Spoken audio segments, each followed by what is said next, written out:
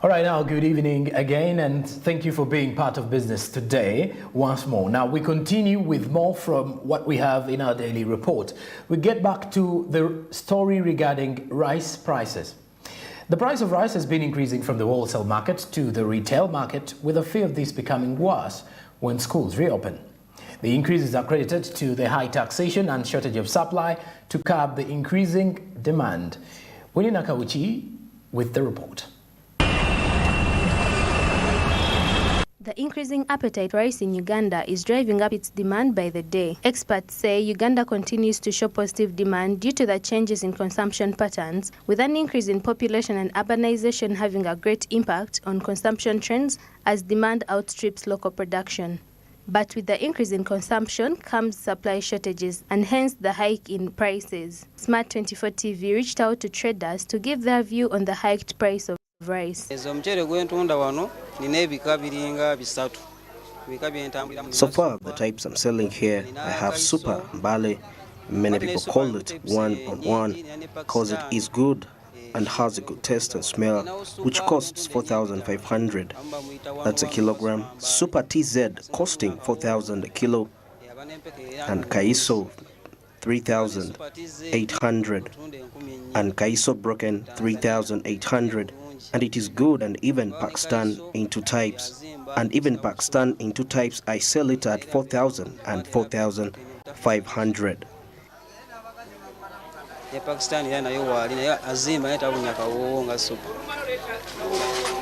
The rice sold and eaten in Uganda not only comes from the local producers, but it is also imported from Pakistan, India, Tanzania, and many others. According to Alex Magezi, a retail shop owner in St. Bali Kudembe Market, he says consumers always prefer a particular type of rice known as Super. Most people prefer the Super rice grown in Mbale. Super rice is also grown in Gulu and imported from Tanzania, as Alex Magezi explains. Super TZ is the highly consumed rice because it is good, it has a nice taste and an aroma. And that makes it good to cook, and it is consumed by the restaurant owner because of its good quality. Just like any other sector in the country, they have also called upon the government to reduce fuel prices and the high taxes imposed on rice. We cry upon the government to try and subsidize the fuel prices and also reduce on the taxes. This is because we are earning less, and we request for reduction in the taxes to increase our profitability margin. According to statistics from the Ministry of Trade, Uganda consumes about 300,000 tons of rice a year, and this demand has largely been supplemented by the imported rice. Winnie Nakauchi, Margaret Nachiganda, Business Today, Smart 24 TV.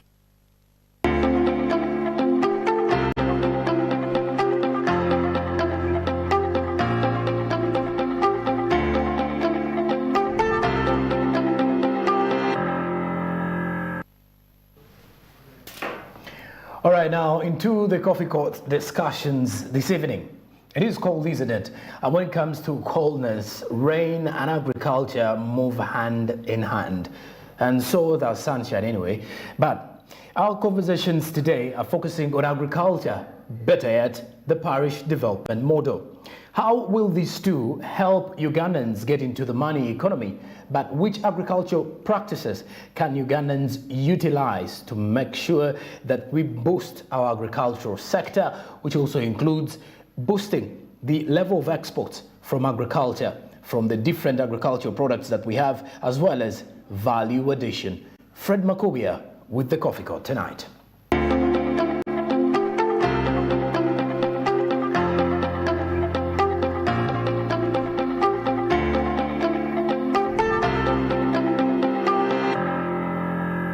Well, it's a pleasure and thank you for joining us on this Coffee Court where we ask the critical questions. It's always my pleasure when I meet, of course, entrepreneurs, business people, people that matter in this nation. I am talking about the policy makers.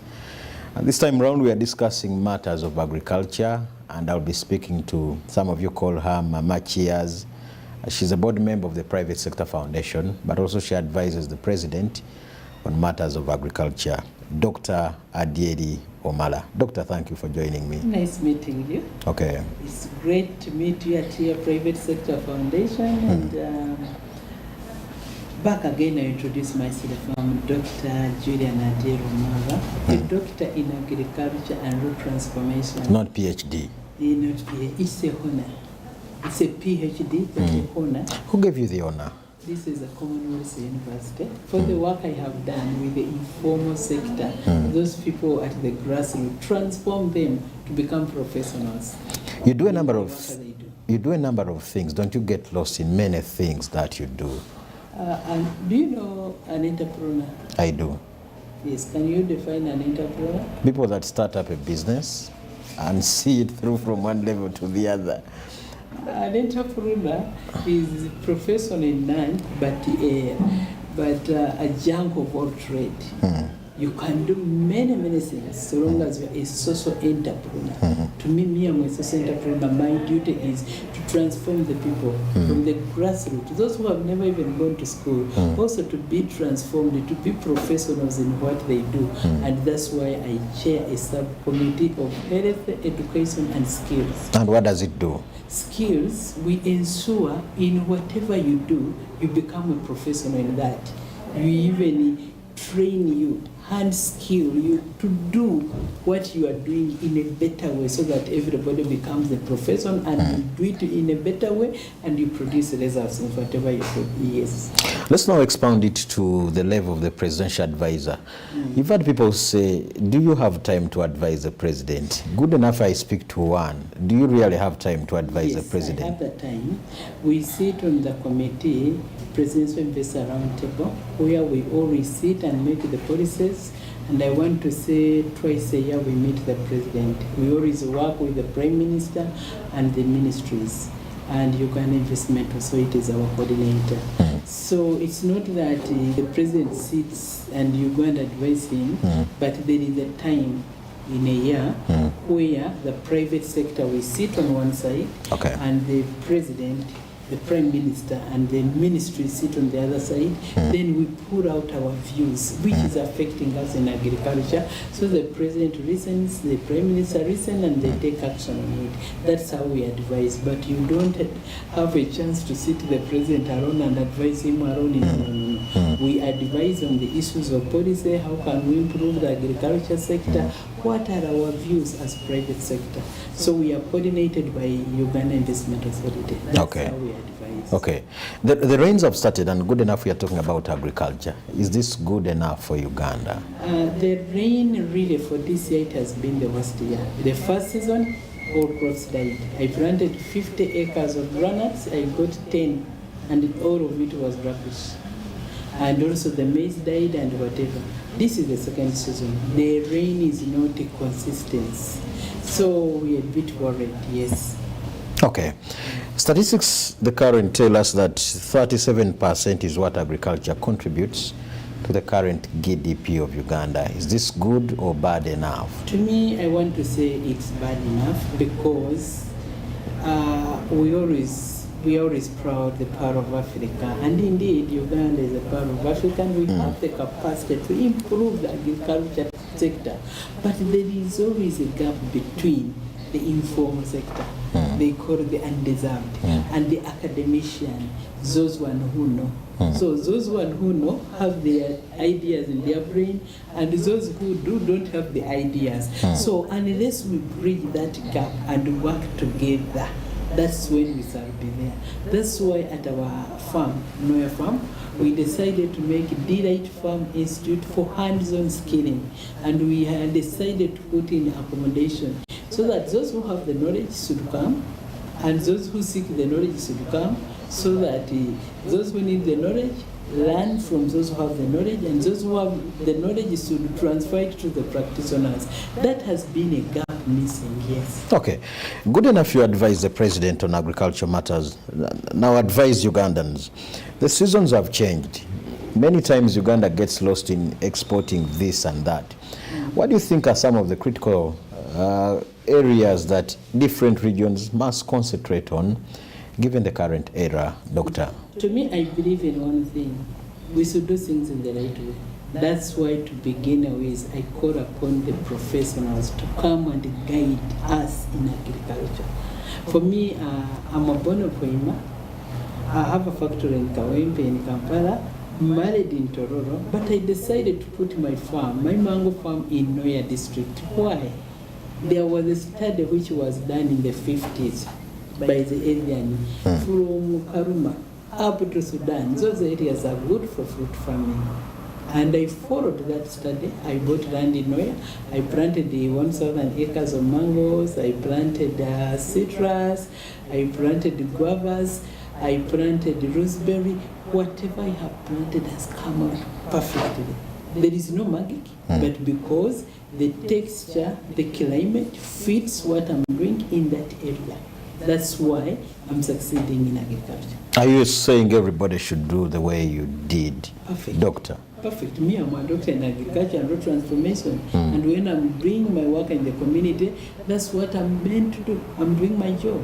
So, if you want to grow avocado, go and test the soil. Where avocado grows well, you plant it. And where does it grow well?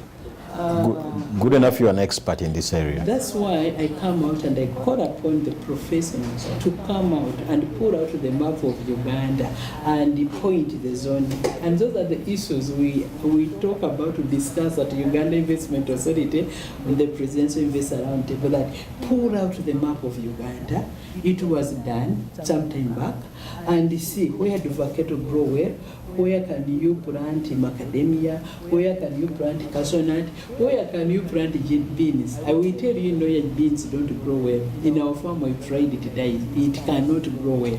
So it is the duty of our professional people in that sector to come out and market Uganda and what they are good at. Now you have the opportunity. In those meetings, you speak to experts and people at your level.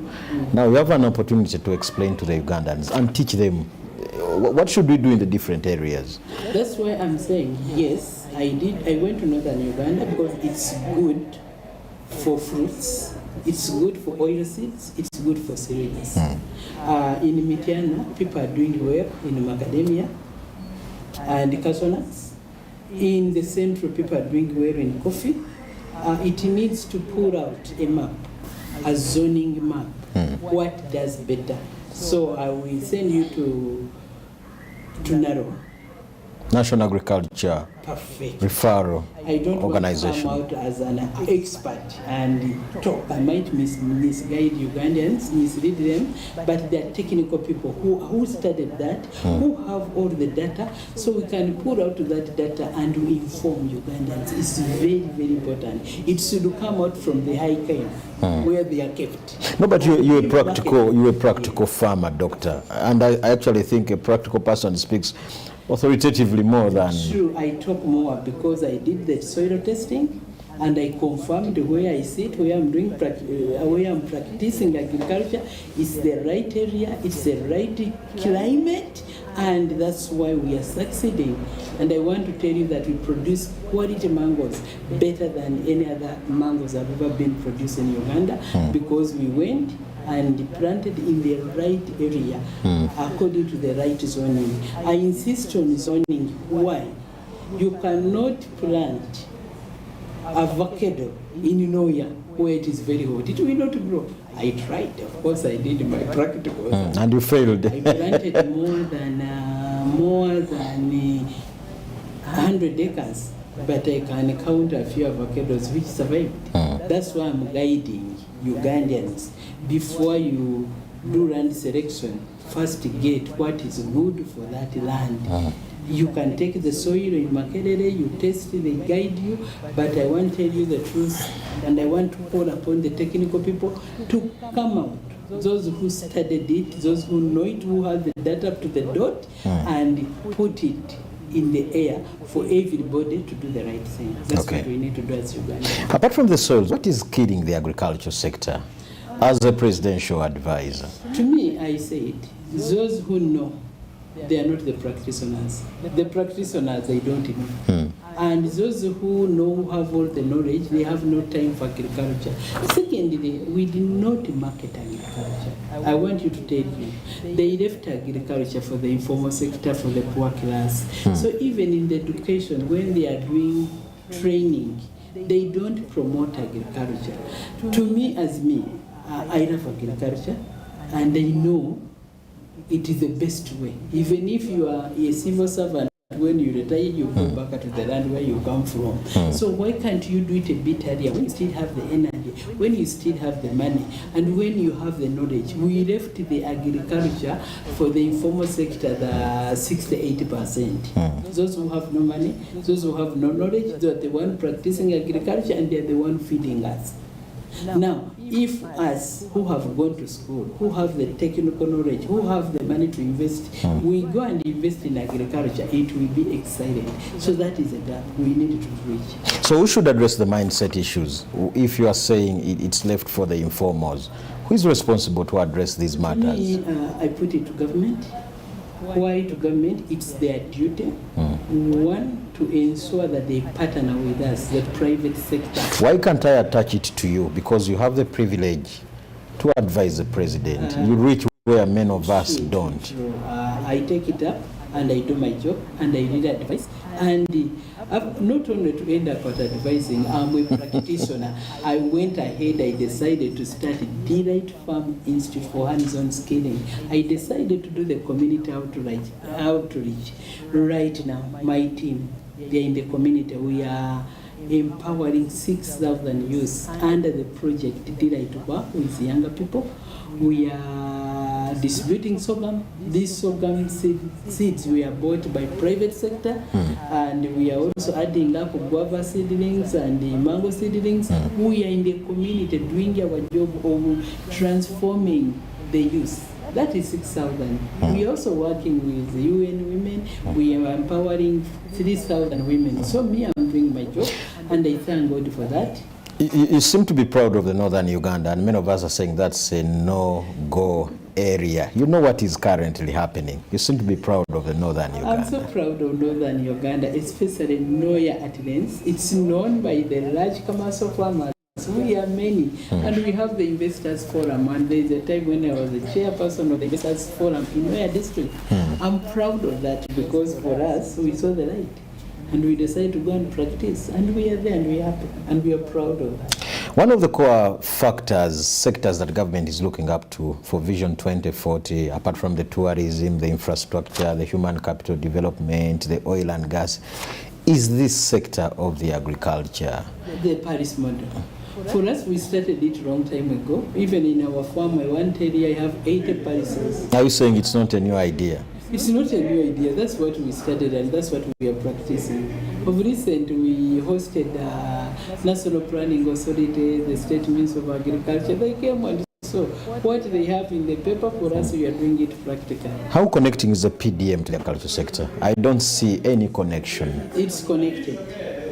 Because one, a Paris development model that is getting the people in the Paris to do agriculture in the same way, and to pick their interest. What do they want? What do they prefer? How can they uplift themselves? So it's connected, really. Okay. Because when they come in, they support the people in that Paris and what they do better. So for us, I can say in one farm of ours, we have 80 parises. Okay. And me, I call upon the technical people to be more on the ground and guide the informal sector to do it right. But what I also don't agree with, saving the money. You cannot come and you give me, like they give the Paris 100 million when I have not paid school fees. When it will go to the schools. I'm sleeping in the cote, in the Kasisira. I have a patient. How can you expect me, who have never gone to school? I'm not an expert in that. You give me your money, and I don't solve my immediate problem. Maybe that's when the parishioners now comes in to definitely address it. You've heard of issues of the African Continental Free Trade Area, issues of COMESA, and many of those areas where we meet as a country. Do you think, as a presidential advisor, these have played any key role? Well, It would have played a key role, but what we need to do as Ugandan, put your house to order, then other people will come and help you to improve. So Uganda, we still have a duty to put our houses to order. And what do you mean by putting the house together? It seems ambiguous. Me, as I've told you, that I'm as a dairy. I already have a farm. I have a farm institute. I'm practicing agriculture. I'm already a doctor in agriculture and road transformation. But I will tell you, I need the professionals to come work with me. And I need also the informal sectors also have never gone to school to come at our institute. We all go to the garden. We know we should learn how to do it practically, not the theory. So what we need to turn the theory into practical. That's what I'm saying, we should put our house to order. Okay. The president keeps on telling Ugandans who resort to agriculture as a by the way, that is a wrong thing. How do you run out of this mindset of resorting to agriculture as plan B? I'm a proud farmer, and I want to tell you it's not a proud, it's the best decision I've ever done. As a manufacturer of Cheers juice since 1996, I lacked raw materials, and that's why I would import concentrates all over from India, Israel. Now, I had to grow my mangoes. I had to go to the farmers, those Banyacharo, talk to them, mobilize them, put them in the group of 25. I have mobilized now up to 11,800 people. They have planted the mangoes, the guavas, and citrus. Now, they are growing. My job is to make Cheers juice. I want to make fresh juice from the fresh fruits grown by the community. Are we together? Now, by doing that, you cannot come and tell me it's by the way. No.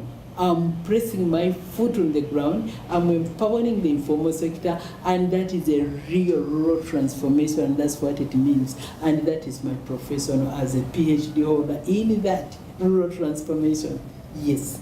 And that is the only way we can contribute to our vision 2040. Without that, we are lying ourselves. We need that complete value chain, well empowered, well documented, and well supported. That's why at times I always call upon the technical people to come and support me, because me, I'm a social entrepreneur. I'm not technical. So when it comes to technical, I can only show you how we do it. The document issue, let the technical people do it. Compute it and do it technically, but me, I want to see how is it done on the ground. It is that how to do which can help to put food on the table, which can help to put a coin. But because things are not done in the right way, that's why we are failing in agriculture. That's why we don't have tangible results. Yes. And the president is saying it's one of the sectors that will lead us there.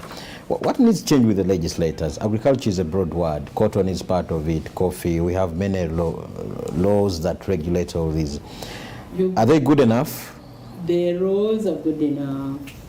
The technical, I can say Uganda is a well-educated country. We have it all, but we lack one thing. What do we have? Doing. We have it all. What do we have? What I want to say, if you look at the curriculums, when you look at Naro, we have the best brain, the best knowledgeable, even means of agriculture, people who knows, but they don't practice practically. As we sign out, so what advice do you have for them? You have to give me time to talk to my customers. I have many things to talk before we close up, because I'm a chairperson of Noya Fruitgrass Cooperative Society. So I have to talk to my members, what they should do, so to guide them, yes. To me, really, I love agriculture, and I'm more happy and more peaceful. You remember, I used to be a very fat woman, because now I go to the garden, I walk, I move. I've managed to cut off weight. I've managed to have the food. I have managed to create the dollars worth. I have planted the medicinal garden. So me, I'm happy in the farm, and I want to tell you it's my joy. People should come. I'm doing agri-tourism. People should come and learn. and enjoy and appreciate nature. Okay. Agriculture, we are supposed to be happy because when you have everything, you are not spending. You need to eat chicken, you just pick one. You need to eat goat's meat, you pick. You need this, you have everything. And that's how my mom raised me up. May I so rest in peace. A mom, you must have everything at home, a home of abundance. So that's how I want a fellow Ugandan to be, that life to lead. Okay. You are happy, you have it all. So I call upon the technical team to come and join us, and they do their job. Doctor, thank you for speaking to us. Matters of agriculture and how it can be revamped continues. This is the Coffee Court, and I've been speaking to Dr. Adiero Mata. She advises the president on matters of agriculture.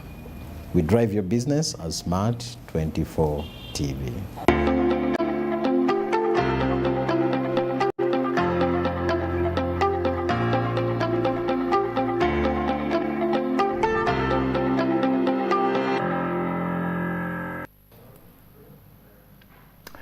All right. Now, lastly, in business today, we look at jewelry business. They are highly lustrous metals that are resistant to corrosion and are sold in all shapes, with platinum, gold, silver, and bronze being the metals used to make jewels. Now, the jewelry selling is a business that a portion of the population has engaged in to earn a living. So today we look at the structure of this business in terms of quality and the market space in Uganda. Bronia Katosime reports. Jewelry is the decorative objects worn on your clothes or body made from valuable metals. These personal ornaments include necklaces, rings, or bracelets that typically contain jewels and precious metal. Gold and silver are used because they are easily squashed and easily stretched metals. Importing jewelry is a challenge to most dealers because of the high taxes imposed, as some people import from countries like Turkey, Dubai, UK, and China. Most of the jewelry bought includes watches, earrings, and necklaces by women. Smart 24 TV reached out to some jewelers on the running of their business. There are higher taxes on the jewelry imported, and yet there are no jewelry producing companies here in Uganda, says Sharifa Yusuf. What's our stuff from UK, Turkey, Dubai, and China? Taxes are too much. I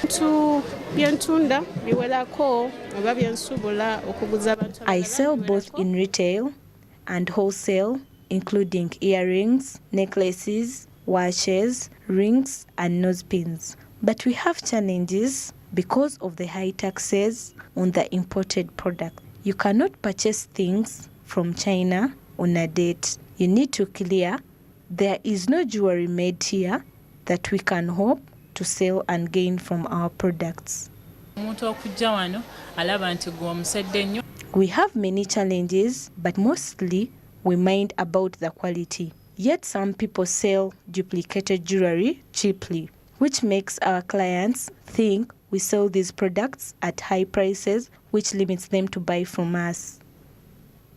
Exploration surveys have shown that Uganda has gold ore deposits of about 31 million tons. An estimated 320,158 tons of refined gold could be extracted from the 31 million tons of ore. The question is, though, with all these gold reserves, why are we not producing our jewelry? Bronia Katsime, Business Today, Smart 24 TV. We've got 3 minutes to the top of the hour, but we're coming to the end of your daily report today. It has been Business Today. We've been coming to you live from plot 42 Nile Avenue. I'm Jerome Paul Sonko with Winnie Williams and Nakauchi on sign language. It is a cold evening. It is indeed, but you can definitely grab yourself a cup of tea and a cup of coffee before you take on decisions that may definitely not be good on your side in regards to preparations. But we, as Smart 24 TV, continue to drive your business on DSTV channel 372, GoTV channel 394. Have a blessed cold evening and a good night. Goodbye. See you tomorrow.